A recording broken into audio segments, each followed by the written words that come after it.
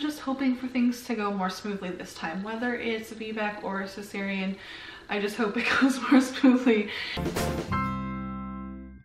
Hey guys, it's Angel and welcome back to my channel. Today I'm going to talk to you about my birth plan, or as I like to call them, birth preferences. So the reason why I like to call it birth preferences rather than a birth plan is because birth by nature is very unpredictable, and it's really important to keep that in mind. The chances are that it will probably not go exactly the way that you want.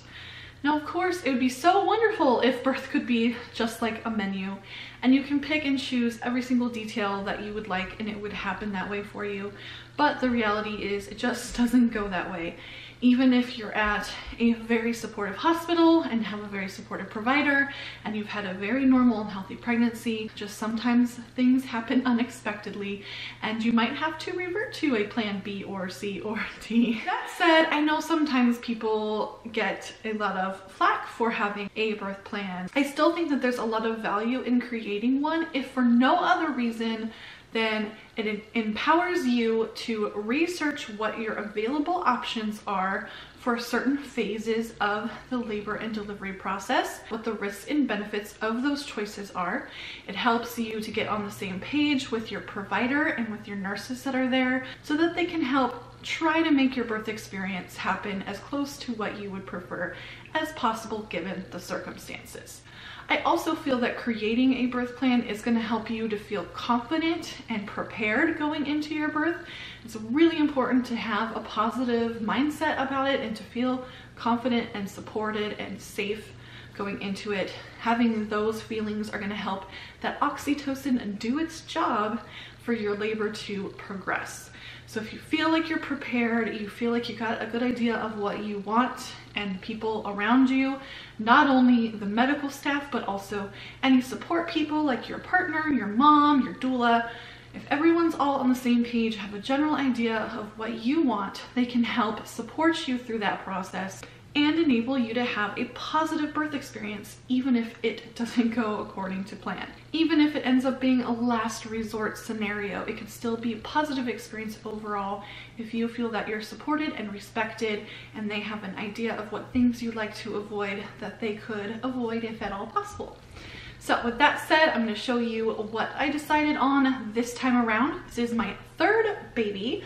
My first baby is 6 years old. I was induced a couple of days before my due date because I had gestational hypertension. And long story short, I'm not going to go into that because it gets pretty traumatic and awful, but it ended up in an emergency C-section. And when I say emergency C-section, I mean like stat C-section. Then 2.5 years later, I had my daughter. And I went into spontaneous labor a few days after my due date, and I ended up having my VBAC birth. That was my goal. It was a very, very long, very, very hard labor, and most everything that I wanted out of that birth did happen, especially the most important things to me, like having immediate skin to skin. So I have very, very positive and happy feelings in regards to her birth, even though it was very difficult and not exactly how I would have dreamed or imagined it to be. My daughter is almost 4 now, and I'm having my third and final baby, and my goal is to have another VBAC. Now the good thing is, and since I've had one already, my odds are really in my favor that I will be successful again. I think it's like 92% success or something like that. And the risks are also lower than they were for me last time, so that's good as well. This time I decided to do a visual birth plan because I think that it will make it a lot easier for the nurses and everyone to look it over quickly and get the gist of what I'm looking for. It's also color coded, so the things that I am wanting or okay with are green, the things I'm wanting to avoid are red, so it also makes it easier for them to quickly get an understanding of what I'm hoping to accomplish. At the top I have my name and my husband's name, my doula's name, and my birth photographer's name. I also, have that it's a baby boy. I don't have his name though because we haven't chosen one. And I think the most important thing is I have like a little disclaimer so they're aware that I'm aware that this may not all get to happen and that I am flexible. So it says, we recognize due to the nature of birth, some of these may not be possible. Please communicate with us as things change. I separated all of my choices into relevant sections to also make it even easier for them. On the upper left, I have pertinent history, and that's just giving them an overview of my medical history that would be relevant. So the fact that I have had a VBAC, I have gestational diabetes, I have gestational hypertension, that I'm allergic to latex and certain antibiotics, things of that nature. If you were GBS positive, you know, those kinds of things. They should know those things theoretically from your chart, but I just feel good about having it here on my birth plan as well, just so it's handy for them. Now below that, I have the section for labor. So some of these things I'm pretty sure are standard at this hospital anyway. I did do a labor and delivery tour a few months back. So like the first thing is telemetry monitoring, and I'm pretty sure that they mentioned that all of the rooms have that. I know with a VBAC, a lot of times doctors are more comfortable with continuous monitoring, and especially if you're being induced, which I probably will be. And so I know that intermittent monitoring is just not gonna really be a good idea for our particular case. And actually, I'm more comfortable with the continuous monitoring myself because of what happened with my oldest son. I would just be more comfortable knowing that baby is okay at all times. Next, I have free movement. So again, I do want to be able to move around the room. I have that I want the lights dim. I also have in red things like pain meds only on request. I know what my available options are. If I want it, I will ask for it. And I am the type that I will not ask for it unless I really mean it and I really want it. I also have that I don't want to do the discomfort scale. I don't want the, on a scale of 1 to 10, how bad is the pain? I don't want to be thinking about pain and how much it hurts. I don't want to quantify that. I want to stay positive and calm and relaxed, and that just is kind of counterproductive to that. I also want to limit cervical exams. Last time I had so many of them.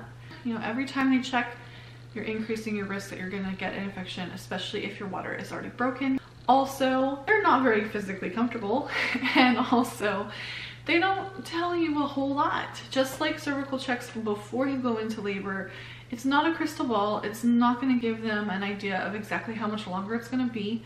You don't necessarily dilate at a very steady rate. You can go through spurts and things like that. It just doesn't tell you a whole lot except where your cervix is right then and there.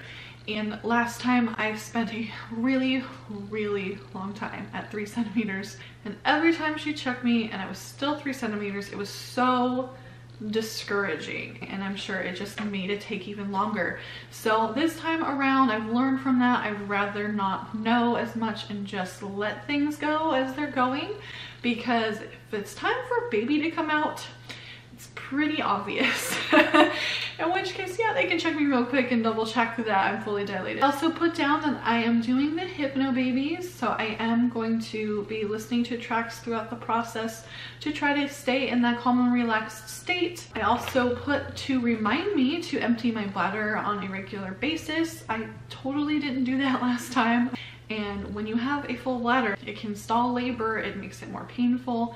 So I don't really think about it because I'm trying to focus and get through the contractions. I also put that I want to avoid an internal monitor. And when I say that, I don't mean necessarily the one on the baby's scalp. I don't want to have a problem with those because those do stay put really well. And historically, my babies like to move away from the Doppler ones. But the internal pressure catheter, which is what they put inside to measure how strong exactly your contractions are. Last time when she put it in, it was very painful, and then you are stuck in bed. You can't get up and move around. I don't like that. So I would like to avoid that if at all possible. And then lastly, I have that I don't want to have a time limit. I don't want the pressure of, oh, this is taking so long. I think that just adds to making it even more likely to take a long time, because now you're feeling the pressure and the stress of that, and you need to just surrender and go with it. So I'm hoping that my doctor will be on board with that and not have an arbitrary time limit, especially if my water is broken. I know a lot of people think there's like this rule of thumb that you need to deliver within 24 hours of your water being broken.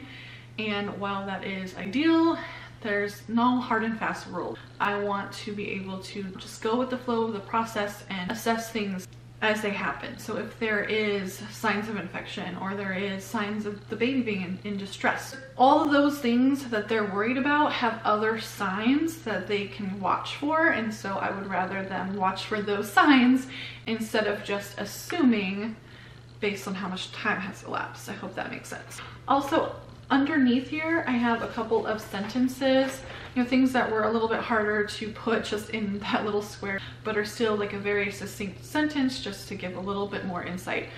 So for labor, I have, please avoid words like pain and contraction. Please use words like discomfort, surge, pressure instead. Please do not ask me questions while my eyes are closed, because if my eyes are closed, I'm probably in the light switch off mode with the hypnobabies. So I'm really needing to be focused and I'm not gonna be able to respond. And lastly, if plans need to change and it is not an emergency, please allow time for me to discuss with my support partners alone. Instead of that medical person still standing in the room, it kind of feels a little bit hostile. When they're there standing over you, you just want to be able to freely discuss it, freely process it, and, you know, come up with your decision. Next, I have the delivery section in the middle. It's mostly green. There's not a lot of red there. And again, that's because thankfully this hospital is really supportive of the things that I would prefer and are pretty standard anyway. But just in case, I just have it listed. So things for, I want to wait for the urge to push. Last time this worked out really well when I was 10 centimeters. Instead of going, okay, let's push just because you're 10 centimeters. She sat me upright and we labored her down for an hour and a half or so. And just let my uterus do its job. When you're fully dilated, your contractions change and they start pushing your baby down each time you contract. It's really cool. I actually felt her moving down. It lets your body do the work for you, because until the baby gets really down low in there, you pushing isn't gonna be able to get them out anyway. And so you can just exhaust yourself before the baby's even low enough for you to be able to help. And that's how it went last time. I was able to push her out in 30 minutes once we started pushing. So I would like it to go that way again this time. It was very successful. I also put down mother-directed pushing. I do appreciate having a little bit of guidance, but I could feel the contractions coming. I felt like I had a good idea of when I needed to push, and sometimes it was really hard to hold my breath for the full 10 count, and that was kind of frustrating. And there were times when they were like, not yelling at me, but it was really chaotic because there were like 3 nurses in there and my doula all like talking to me, and it was really overwhelming, and I just want it to be a lot more calm this time. And also I put, you know, lower volume if coaching is needed, so like you don't need to yell at me, like you can use your inside voice. I also put down alternative pushing position. The hospital that I'm birthing at has a squat bar on all of the beds. I definitely just want to try being more upright this time instead of on my back. Of course, I'm just going to play it by ear and see what feels right when the time comes. I also put down that I want some counter pressure and stretching and massaging and whatnot to prevent tearing. And my last doctor did that for me. Even in between pushes, he's just sitting there like la la la, and it really worked. I did not tear at all. Put no episiotomy. I'm not interested in one unless it absolutely has to happen. You know, I know a lot of times if forceps need to happen, sometimes they need to do the episiotomy so they can get the forceps in. I know a lot of people are not comfortable with forceps. My doctor has been an OB for 38 years. He's very experienced. He knows what he's doing. He doesn't use them unless they're necessary. So I'm comfortable with him using them if he deems them necessary. Then I have that I want immediate skin to skin and delayed cord clamping. We did that last time. It was amazing. I was looking at the timestamps of my birth photos from last time, and literally within the minute she was born, she was on my chest, and that was so awesome. It's just magical. It's so great for the bonding experience. It's so great for the baby. Her cord stopped pulsing altogether before they cut it, which was about 10 minutes later. So I want to do it that way again this time. And I have delay exams for bonding. At the hospital last time, that was like their standard. They knew she was good and I was good. They're like, okay, call us when you want us to come back and weigh her and stuff. And they left. And so it was about an hour and a half after she was born that I called and said, okay, I'm ready. So it was really nice to do it that way. So I would like to do it that way again if at all possible. I have that I want breastfeeding ASAP. I want the partner cutting the cord. Justin really liked doing that last time. And physiological birth of placenta. I just don't want, my dad described when my brother was born, the doctor like wrapped the cord around the scissors and he was like pulling with like all his might, and I don't want something like that, you know, if it can be helped. I mean, obviously if it's been like an hour or two and it still doesn't come out or something, then yeah, they're probably gonna have to get drastic and try to get it out. But you know, if it's only been 10, 20, 30 minutes, like let's just, you know, be patient and wait for it to see if it's ready to come out on its own.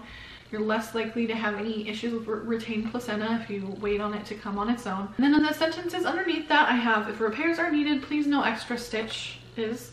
There is kind of this running joke, which is awful, about the husband stitch that some doctors do, and it's not just a joke, it is a reality. There's some doctors that do that. And below that, in the bottom, I have in case of cesarean, because any birth has the potential to need to be a cesarean birth. You just never know. And in my particular case, you know, it is a very real possibility since we are needing to deliver him early. So I like having a separate area. Last time I had it on a separate page. You know, just somehow, somewhere you want to think about what kind of things that you would prefer for a cesarean birth as well. Nowadays, there's more options with cesarean births, and more hospitals are on board with supporting some of the more gentle cesarean or family-centered cesarean options. But they do want to know that that's what you want ahead of time so that they can set it up that way for you, because it does affect their setup. So with that said, I have that section here. So I have, please narrate the procedure. It took me a while to like word that. I'm like, how do I word this in an icon? Basically, I just kind of want to have an idea of what's going on, so I feel more involved in the process instead of things just happening to me, and just so I can get like a heads up if something's gonna be uncomfortable, or you know, just have an idea of where they're at in the process. I also put that I would like a clear drape. I'm not sure if they have them. I know the other hospital that I toured said that they have them. If they don't have clear drapes, then I want them to lower it a little bit when it's time for him to come out. I also want to be able to do immediate skin to skin in the OR and breastfeed in the OR if at all possible. I want them to still delay cutting his cord if they can. If they can't, I want them to milk the cord. Next, I put that I wanted to avoid sedatives because I don't want to feel out of it, and for my son's birth, they gave me ketamine. I was hallucinating, or I was basically unconscious. Even when I was, you know, lucid, it was like being extremely drunk. The whole room was spinning, I couldn't focus, everything was blurry. It was really disorienting, and that experience was way scarier for me. So I would rather just avoid those and just try to be present in the moment and stay calm in other ways instead. However, I do want to get some kind of anti-nausea med because I did end up throwing up in recovery after my first C-section. I don't like vomiting, I don't like being nauseated, so if that could be helped, that would be nice. And then I also just have a little icon for having my arms free, and basically I went into a little bit more detail in the sentences below. I don't know how possible this particular thing is. I need to double check on this with my doctor at my next appointment.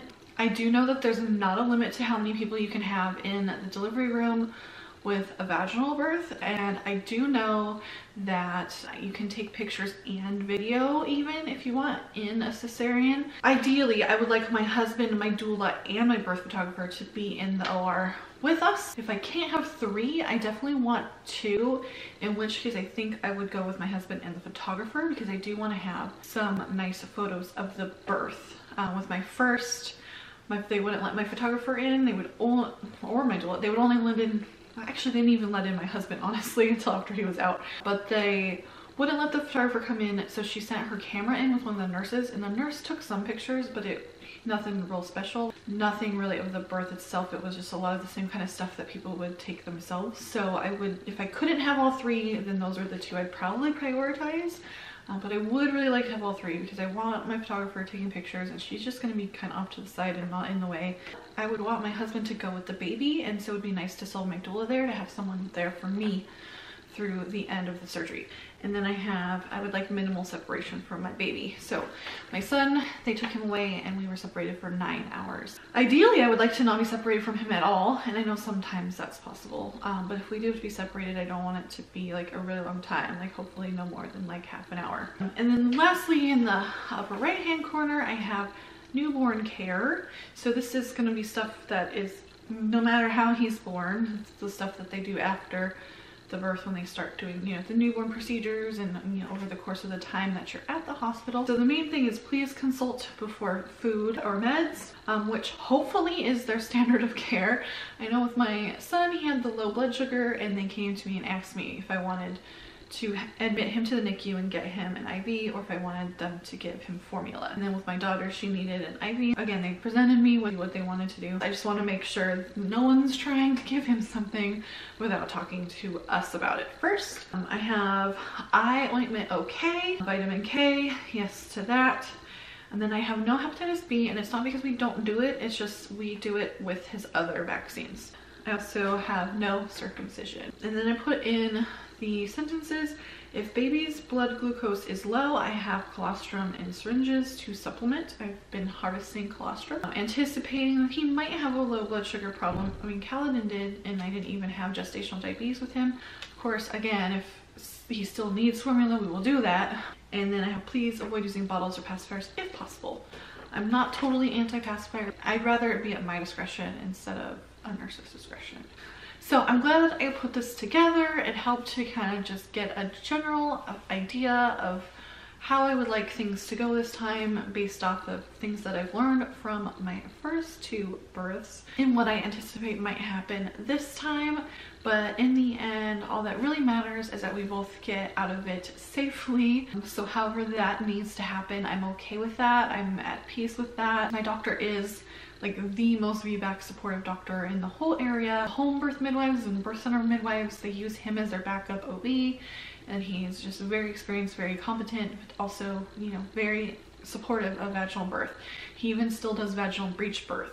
So I know if he feels that a cesarean needs to happen, I trust his judgment and that it is something that is really necessary or really for the best. So I'm at peace with knowing that it might not work out. I might not get a VBAC again. And I'm just very grateful that I did get to experience that. Really, I'm just hoping for things to go more smoothly this time, whether it's a VBAC or a cesarean. I just hope it goes more smoothly. I'm preparing myself. I'm going into this with a very positive mindset. No matter how it goes, staying calm and positive and hopeful is going to help get through that process. So if you aren't already subscribed to my channel, please go ahead and hit that button so you don't miss out on any of my future videos, including the birth stories. You can see how it went. Thanks so much for watching. Bye.